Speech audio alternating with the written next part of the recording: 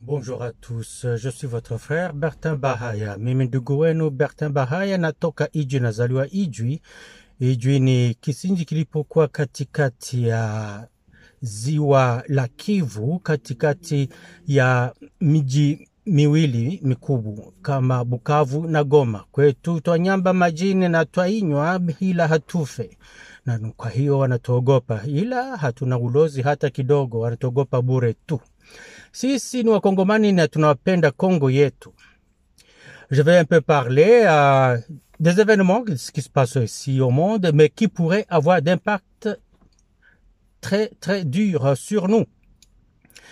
Parce que le monde unipolaire, où il y avait une seule superpuissance qu'on ne pouvait pas arrêter, ce monde-là appartient au passé. Donc les États-Unis sont obligés de partager le pouvoir spatial et le pouvoir moral qu'ils avaient avant. Et toutes ces erreurs sont arrivées parce que les Américains ont tellement été gourmands qu'ils se sont mis à détruire pays par pays, à antagoniser pays après un autre, que le monde entier en avait si marre qu'ils se sont décidés, c'est fini. On ne va pas continuer à payer pour les guerres des États-Unis. Ils font des guerres de pillage et de vol.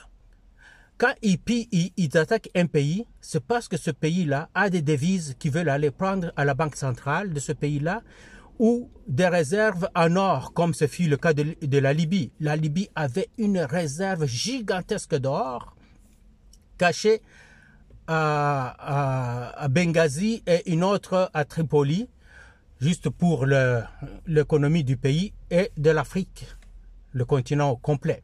C'est pour ça qu'on voulait faire, la Libye voulait faire une monnaie africaine basée sur l'or. Les Américains ne l'ont pas entendu comme ça, ils sont venus vite. Ils ont saccagé le pays, ils ont tué le dirigeant, ils ont volé tout. Et les devises et les réserves en or. Ils avaient fait pareil en Irak. Vous savez, quand l'Irak a envahi le Koweït, l'Irak voulait se faire payer parce que l'Irak avait fait la guerre au nom et pour le compte de tous les pays du Golfe contre l'Iran. Parce qu'il fallait détruire l'Iran ou le fragiliser. Et c'était la mission qu'on avait donnée à l'Irak. L'Irak, après qu'il ait fait ça, l'Irak dit, alors vous devez me payer. Et les autres disent non. Alors l'Irak a commencé à se payer lui-même et les Américains avaient entériné cette action-là. Parce que Madeleine Albright, qui fut ministre des Affaires étrangères des États-Unis, était venue en Irak voir Saddam Hussein. Et Saddam Hussein lui en a parlé. Saddam Hussein lui a dit bien, à des termes clairs, qu'il va prendre le Koweït comme sa nouvelle province, parce que le Koweït lui appartenait à l'Irak depuis. Madeleine Albright n'a pas dit non, ne fais pas ça. Elle a juste dit je ne m'en mêle pas. Une façon de dire si vous voulez, allez-y. Et les Irakiens l'ont compris comme ça, pendant que les Américains avaient une petite idée derrière la tête. Vous attaquez le Koweït, nous intervenons, nous vous détruisons et nous nous implantons maintenant dans le Golfe pour y rester. Et qu'est-ce que les Américains ont fait? Ils ont demandé à l'Arabie Saoudite, est-ce que nous pouvons faire notre base arrière ici? Ils ont dit oui. Ils ont construit une base gigantesque, une base militaire gigantesque, là en Arabie Saoudite, pour aller déloger les Irakiens. Ils ont délogé les Irakiens du Koweït, mais les Irakiens, eux aussi, avaient volé l'or du Koweït. Et quand les Irakiens ont ramené l'or en Irak, les Américains ont bel et bien préparé leur attaque et au moment venu, ils sont allés détruire l'Irak, voler les réserves en dollars et en lingots d'or. C'est ce qu'ils voulaient aussi faire en Syrie. En Syrie, ils ont juste pillé l'or et les devises qui étaient dans cette zone-là, comment on appelait ça, là où il y a eu des morts incroyables, où l'armée islamique passait ses journées à tuer et à exécuter du monde.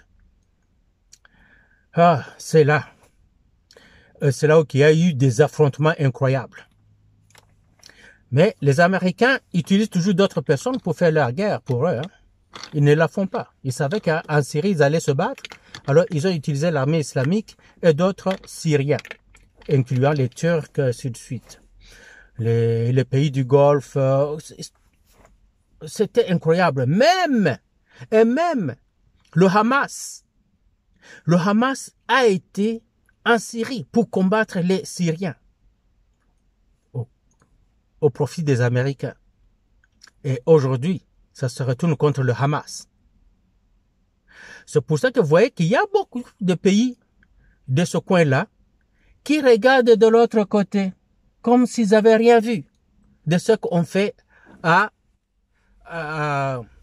Hamas.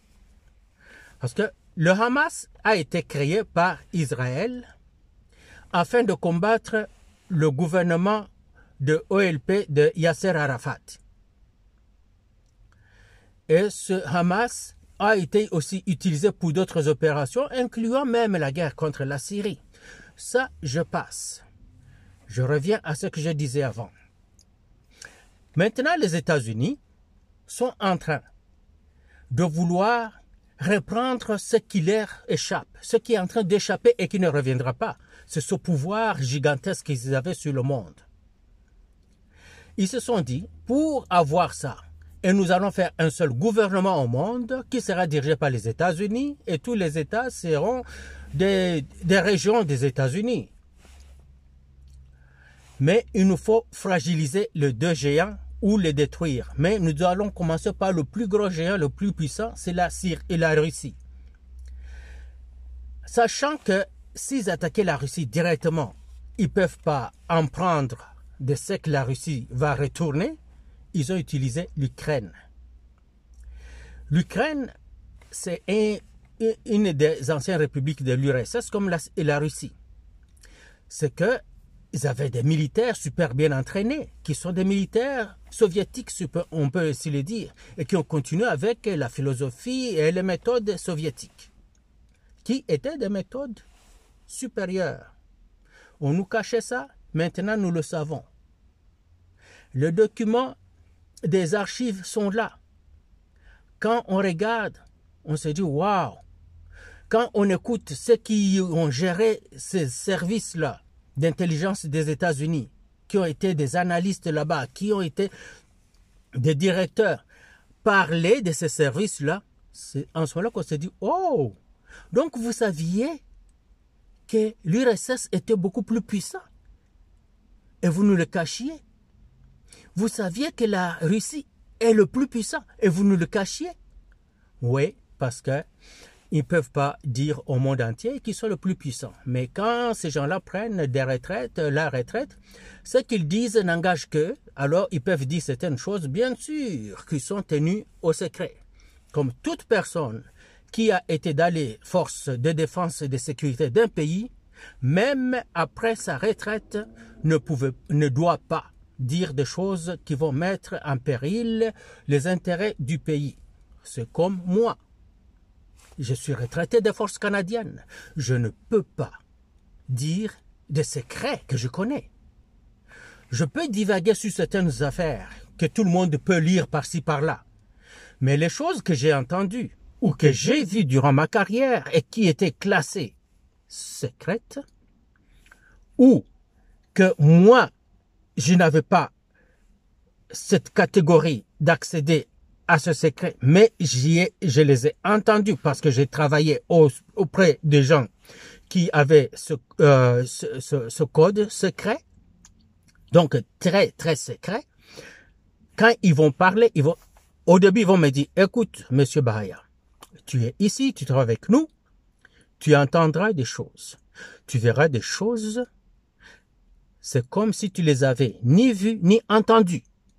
Car si on les entend ailleurs, ça devra être toi.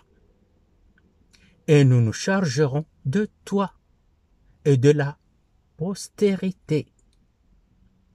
Ils sont très sérieux ici. Très, très sérieux. C'est au Congo où les gens sont en train de badiner. Ils trahissent le pays. On le voit arrogamment parler. Ici, si je trahis le Canada, ils m'exécutent. Hein. C'est sans appel, là. Et ils vont m'exécuter par tous les moyens. Donc, les moyens directs et indirects. Je vais partir. Je vais disparaître. Alors, les États-Unis se sont dit, on attaque la Russie. On a commencé à armer l'Ukraine. On a entraîné l'Ukraine. Près de 1 million de soldats prêts pour le combat. Pas des soldats de réserve, de Koubé, non. Bah, vrais soldats, donc, bah, il y a konzoko, bah, entraîner bango, bah, équiper bango, nandenge, bah, zoke bunda na risite. Donc, il faut pas aller na derrière de konzo. Et ils ont lancé ça contre la Russie et la Russie s'est défendue. Quand vous entendez les gens vous dire la Russie a attaqué en février 2022, la Russie allait en contre-attaque parce que l'attaque de l'Ukraine avait déjà commencé et la Russie est allée en contre-attaque. C'est pour ça que la Russie a essuyé des déboires au début. Toute la première année de ces opérations-là, la Russie en a arraché comme vous ne pouvez pas le croire. Mais maintenant, la Russie, vous le savez, c'est un pays qui ne cède jamais et qui ne perd jamais ses guerres. Ça, mettez-vous ça en tête. La Russie n'a jamais perdu de guerre. Quand vous ne mentez pas en Afghanistan, ils n'ont pas perdu. Qu'est-ce qui s'est passé en Afghanistan? Ils étaient invités par le gouvernement afghan pour sécuriser le palais présidentiel. Les Russes ont envoyé 300 soldats. Mais la guerre civile a commencé. Quand la guerre civile a commencé et que la présidence était menacée, donc les Russes étaient en train maintenant, les 300 soldats russes étaient en train de se battre contre des milliers. Ils ont demandé des renforts. C'est ainsi qu'on a envoyé des renforts des divisions russes qui sont venus là-bas avec l'intention d'abord de protéger la présidence de l'Afghanistan, sauver leurs hommes et pacifier le pays. Mais une guerre civile, c'est une guerre civile. Même les plus grosses puissances du monde, comme la Russie, se sont dit, non, on va sortir d'ici parce qu'on est en train d'essuyer de revers sur revers. Et ils se sont décidés de partir de là. Le jour de leur départ, allez sur YouTube regarder le départ de la Russie de l'Afghanistan. Allez regarder. C'était le défilé, c'était une parade. On a descendu le drapeau russe. Ils ont plié leurs bagages. Ils ont marché sur la place principale, comment elle s'appelle? À Kandahar, là. Bon, c'est ça. Et ils sont repartis chez eux avec leur machinerie. Ils ont laissé les machineries qui étaient soit abîmées ou qui étaient touchées, qui demandaient réparation, et d'autres qu'ils ont juste laissé à l'armée afghane. Ils sont partis chez eux. C'est qu'eux n'étaient pas venus se battre en Afghanistan. Ils n'étaient pas venus pour investir l'Afghanistan. Ils étaient venus en renfort et ils sont partis. Parce qu'ils se sont dit, ça devient une guerre civile et une guerre civile, ce n'est pas ce que nous, on veut endurer ici. Ils sont partis. Et ils ont laissé le pays, ils avaient construit des routes et des hôpitaux. Si vous regardez, allez regarder l'Afghanistan, les années que la Russie était là, un bijou, des bus, des taxis, les filles étaient belles, bien habillées, qui vont à l'école, les universités. Ah non, c'était incroyable. Quand les Russes étaient là, ils sont partis. Les Américains sont venus, et vous connaissez ce que vous avez vu des Américains et comment ils se sont sauvés, presque à la nage. Alors, ils attaquent la Russie se défend pendant une année. Maintenant, la Russie prend le dessus. Et la Russie est en train de tout démolir sur leur passage. Ce que l'homogénéité, non, c'est pas ça. L'hégémonie, l'hégémonie des États-Unis est en train d'être battue. Parce qu'ils croyaient affaiblir la Russie est devenue plus forte. Ils croyaient démolir la monnaie russe, le rouble. Le rouble est devenu plus fort. Ils croyaient détruire l'économie russe. C'est maintenant la première économie de l'Europe. Et la Russie est devenue beaucoup plus puissante qu'elle était avant la guerre. Et ils pensaient aussi qu'après la Russie, ils vont attaquer la Chine. Mais maintenant, la Chine et la Russie sont des alliés aujourd'hui. C'est que les projets des États-Unis tombent à l'eau et les États-Unis n'auront plus le pouvoir qu'ils avaient avant. C'est fini, c'est perdu. Ce que les pays qui veulent être sauvés doivent entrer dans le BRICS. Les pays africains entrent dans le BRICS. C'est là où il y a la plus grosse économie, les plus puissants, les plus riches. Qu'est-ce que vous voulez d'autre? Allez-y. Alors, Israël décide d'attaquer Hamas. Mais le but n'était pas vraiment d'attaquer Hamas, mais plutôt de prendre la bande de Gaza. Et c'est ce qu'ils ont fait. Ils voulaient même transporter les Palestiniens de la bande de Gaza, les jeter tous soit en Égypte ou en Jordanie, dans des pays environnants.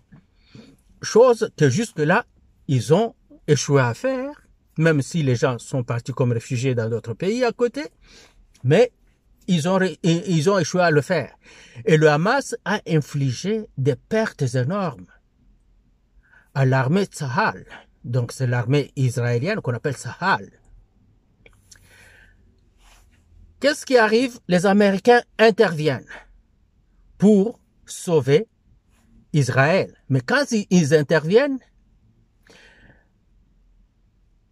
le groupe rebelle yéménite qu'on appelle les Houthis, pas les Tutsis, les Houthis.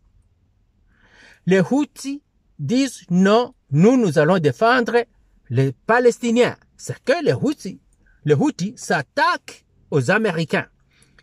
Et la mer Rouge est fermée à la circulation des navires civils, des navires commerciaux. Et c'est ainsi que vous voyez les denrées alimentaires et tant d'autres choses grimper de prix dans les pays qui sont les plus pauvres. Ne vous étonnez pas, c'est parce que les bateaux doivent maintenant prendre des grands détours qui leur coûtent beaucoup plus d'argent et de temps. Ils passent ça sur leurs marchandises qu'ils vendent. Ce n'était pas assez. Les Américains disent Trump voulait attaquer l'Iran. Mais Trump est parti du pouvoir sans le faire. Vraiment, c'est ce que Trump lui cherchait. C'est ainsi qu'il est en train de fermer toutes les autres bases américaines partout. Parce qu'il voulait amener les soldats à un seul côté afin d'attaquer l'Iran. Malheureusement, Trump est parti. Les démocrates ont pris le pouvoir. Ils n'en ont pas démordu. Ils ont continué le même programme. Mais l'Iran est devenu beaucoup plus puissant. Pourquoi? Parce que sous Obama, l'Iran a reçu le remboursement ou le retour de ses capitaux qui étaient gelés par les Américains dans les banques américaines depuis le temps où les Iraniens avaient chassé le Shah d'Iran. Le Shah, c'est les Américains qui l'avaient mis au pouvoir en renversant le pouvoir qui était légalement établi. La même chose qu'ils ont fait en Ukraine. Ils ont chassé le... Comment il s'appelait? Mossadegh, je pense. Je pourrais mal prononcer son nom. Veuillez m'excuser. Je pense que c'était Mossadegh. Ils l'ont fait partir. Ils ont mis le Shah. Le Shah d'Iran, les Iraniens ont dit non. Makambo on dit mangote, ba Iranien, ba Benganiye. Et les Américains ont mis toutes les formes de sanctions sur l'Iran pour détruire l'Iran et les Iraniens ont tenu depuis ces années-là, les années 70, jusqu'à aujourd'hui. Comme ils ne peuvent plus avoir accès à l'Iran, ils ne savent pas ce que l'Iran fait. L'Iran s'est déjà renforcé. L'Iran a renforcé son armée d'une manière incroyable. Que l'Iran vend même des armes à de grandes puissances comme la Russie. Ils vendent les drones de combat et tant d'autres armes. Et la Russie aussi a signé des ententes de défense avec l'Iran. C'est que la Russie a commencé à donner du matériel de guerre de haute qualité et de superpuissance à l'Iran. Les Américains, je reviens aux Américains là-bas, dans la bande de Gaza, quand les Houthis les empêchent, empêchent la circulation des navires commerciaux, les Américains commencent à bombarder le Yémen. Ils bombardent le Yémen, mais les Houthis du Yémen ne se font pas manger la laine sur le dos là. Ils ont répliqué. Ils ont coulé des bateaux. Anglais, américains, c'est que les... Comme dit Mangoté, hein? Les Américains ne savent plus quoi faire. Ils veulent sortir de là, mais ils ne savent plus comment faire. Non seulement qu'ils viennent de perdre tout en Ukraine, la bande de Gaza, Israël vient de perdre cette guerre aussi. Alors ils se disent, oh, ce qu'ils font faire, peut-être il faut attaquer l'Iran. Et comment faire pour attaquer l'Iran? Parce qu'ils attaquent l'Iran directement et que l'Iran réplique sur Israël, les États-Unis sont obligés d'entrer dans la guerre. Alors ils se sont dit, ok, attaque-les indirectement. Mais vous savez quoi? Le jour que Israël devait attaquer le consulat iranien en Syrie, où il y avait des officiels de haut rang iraniens, les journaux d'ici en avaient parlé quelques heures avant. C'est incroyable. Et ça a été fait. L'Iran a promis la réplique.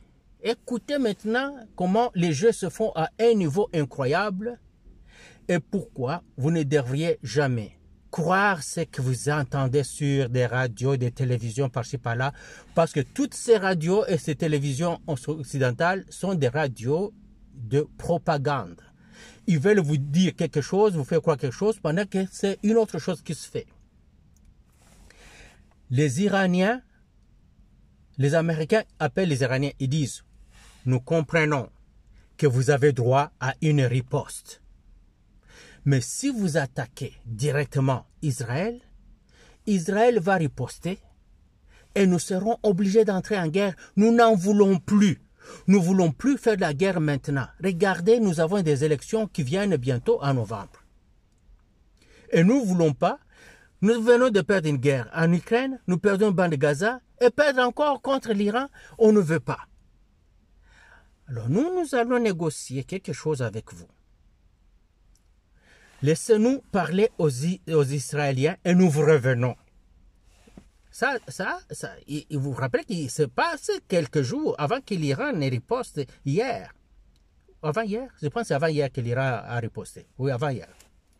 C'est passé quelques jours. Pendant ce temps, le Financial Times, c'est un journal américain, qui est pas mal le journal du gouvernement de l'ombre. Il dit que les Américains sont en train de négocier avec Israël pour que Israël puisse donner un endroit spécifique de cibles militaires que l'Iran va attaquer. Et le montant, la puissance d'attaque, l'envergure d'attaque sera négociée avec les Iraniens. Et ça a été négocié.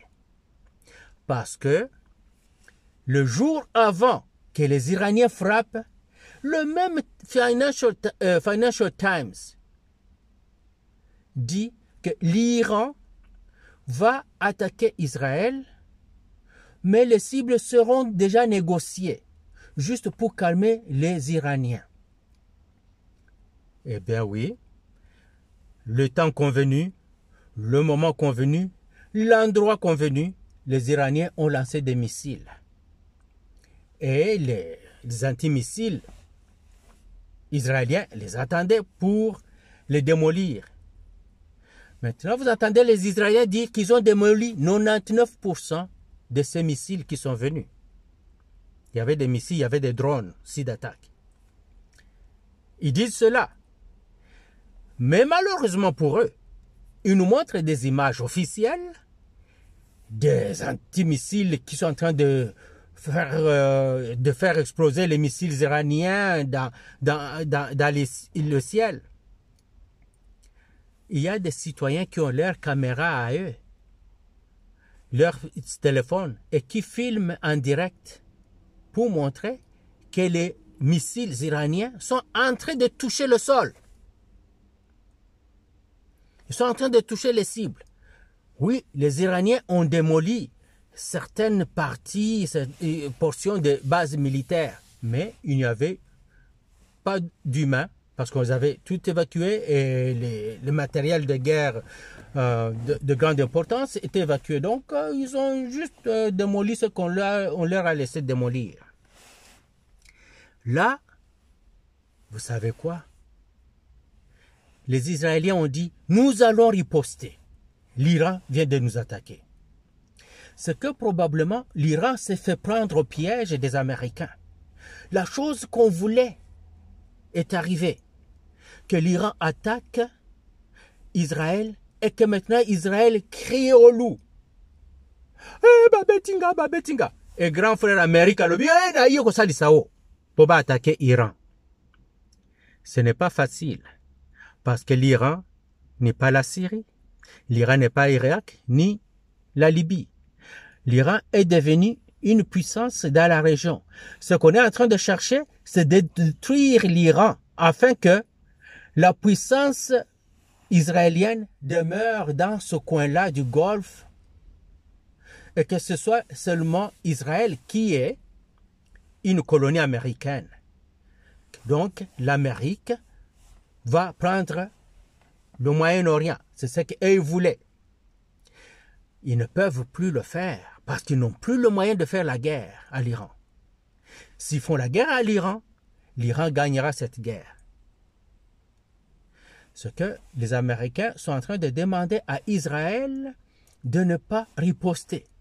Israël dit, moi aussi, je veux que vous négociez l'endroit où je dois frapper parce que les Israéliens demandent que je puisse riposter. Si je ne riposte pas, c'est fini pour moi. Donc, le premier ministre israélien qui est Netanyahu, Benjamin Netanyahu. De la même manière que quand l'Iran a attaqué, les Iraniens sont descendus dans les rues en train de crier « Hourra! Hourra !» de joie. Les Israéliens demandent eux aussi qu'ils ripostent. Les Américains leur disent, ceci ne serait pas arrivé si vous n'aviez pas attaqué avant l'ambassade. L'ambassade, c'est le prolongement du pays. Donc, vous avez attaqué l'Iran. Et l'Iran a riposté. Il faut maintenant qu'on trouve un moyen. Quel moyen on va trouver? Je ne sais pas.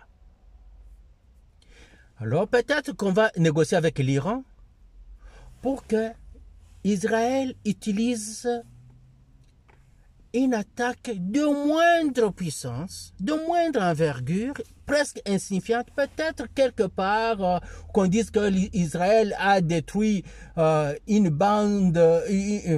petite base militaire iranienne cachée en Irak ou cachée en Syrie. C'est ce qu'on veut faire maintenant, afin que ça ne puisse pas s'embraser. Les États-Unis perdent partout. Je reviens maintenant à ce qui concerne notre cher et beau pays, la République démocratique du Congo. Les Américains veulent que leur colonie, le Rwanda, puisse être la puissance régionale. Tshisekedi dit non, ça ne peut pas se faire. Comment un pays comme le Rwanda devenir la puissance régionale qui n'est pas? Moi, j'ai la population, j'ai les richesses et j'ai la puissance de l'armée que le Rwanda n'a pas. Tout ce que le Rwanda a, vous lui donnez, mais nous achetons. Ce que nous avons est à nous. Le Rwanda est endetté jusqu'aux dents. Les Européens ont investi dans tout au Rwanda. Le Rwanda n'a rien. C'est que ces Européens trouvent que le Rwanda tombe, ils perdent tout. Et ils ne veulent pas tout perdre. C'est pour ça que vous voyez ces gesticulations de l'Union européenne, de ceci, de cela. Tout ça, Tshisekedi dit, la puissance de l'Afrique centrale, de la région, ce sera la RDC. Vous voulez négocier, négociez avec nous, pas avec le Rwanda. C'est là que nous sommes. Maintenant, faudra-t-il que nous, on attaque le Rwanda? Selon moi, non. Parce que nous affaiblissons l'armée rwandaise sans franchir le Rwanda, sans attaquer le Rwanda. Nous sommes chez nous, ils viennent chez nous, nous les écrasons. Nous les détruisons, c'est tout. Que notre armée soit revigorée. Qu'on n'ait pas honte d'extirper. J'ai entendu le président quand il disait que, effectivement, comment on dit ça? L'intrusion. Non, pas l'intrusion. Les gens qui se cachent parmi vous. On utilise ce terme-là chaque jour, là, mais ça vient de m'échapper. Les Rwandais, là, qui sont chez nous, ou des Congolais qui sont chez nous et qui travaillent pour le compte du Rwanda en cachette, comment on appelle ça? Vous avez les termes, vous me donnerez les termes après. Alors, le président Tshisekedi disait que notre armée est infiltrée, c'est ça. Infiltrée au point où que ça a arrêté les réformes qu'il voulait faire. C'est la première fois que je vais être en désaccord avec mon très cher président. Au lieu que ce soit une cause de ne pas réformer l'armée, ça doit plutôt être une très bonne raison de réformer l'armée. Vous extirpez de force ces gens-là, vous les mettez dehors. Tout bonnement. Vous les mettez dehors, vous les remplacez par les Congolais. Si c'est un Congolais, vous les renvoyez à la retraite, c'est tout. Vous les connaissez parce que ceux qui étaient dans l'armée les ont vus venir. Et ceux qui sont dans l'armée les voient travailler pour l'ennemi. Ils les connaissent. On les pointe, on les extirpe de là. On les renvoie à la retraite. Les Rwandais, on les chasse tout simplement. C'est tout ce qu'on doit faire. Donc vraiment, l'infiltration ne peut pas empêcher les réformes, plutôt renforcer et exiger les réformes. Une fois réformée et que l'armée est redevenue forte et modernisée, non seulement ça, qu'il y ait la cohésion, une forte cohésion des forces, de tous les éléments, que vous créez un commandement intégré, en ce moment-là, il n'y a aucun pays qui va nous résister. On fait des bases avancées mettons, à chaque 5 ou 10 kilomètres, il y a une petite base avancée. Toutes nos frontières, les 9 frontières. Et on a de grosses bases qui sont loin des frontières, parce qu'on ne peut pas mettre une base, selon les attentes, les traités des Nations Unies, de grosses bases militaires, je pense qu'à 10 km des frontières. Ça doit être loin. Là, on peut mettre de petites bases avancées, juste de petites bases d'observation. Et quand il y a des problèmes, on demande à l'armée de se déployer et détruire les ennemis. C'est tout ce qu'on doit faire. Voilà ce qui est arrivé aux États-Unis. Les États-Unis sont en train de perdre. La Russie et la Chine sont en train de gagner. Le Rwanda perd. Le Congo gagne. Israël perd. Iran gagne. Les États-Unis vont rester, vont demeurer toujours une puissance militaire. Peut-être une deuxième après la Russie. vont demeurer la première puissance navale. Mais les Chinois sont presque à égalité. Ou peut-être qu'ils vont dépasser l'Amérique dans 5 ans. Parce qu'ils n'ont pas encore tous les moyens de projeter la force navale, la puissance de leur pays par les forces navales partout au monde. Ils n'ont qu'une base en Mauritanie. Il n'y en a pas ailleurs. Ils peuvent avoir des petites forces au niveau des Nations Unies, mais pas plus. Voilà ce que je voulais discuter avec vous aujourd'hui. On se reparle demain. Je m'excuse, je suis dans l'auto parce que ce sont des choses qui nous arrivent ici. Nous sommes toujours en train de courir à gauche, à droite. Je voulais le faire à la maison, je ne pouvais pas. Je voulais le faire ailleurs, je ne pouvais pas. Mais je m'arrête dans l'auto pour le faire un peu. S'il vous plaît, si vous le pouvez, aimez la vidéo, si vous le pouvez. Partagez-la. Et surtout aussi, rappelez-vous de faire vos critiques, me proposer d'autres choses ou m'apporter d'autres connaissances. Commentez comme bon vous semble. Vive la République démocratique du Congo et vive notre très cher président Faci. Hurrah!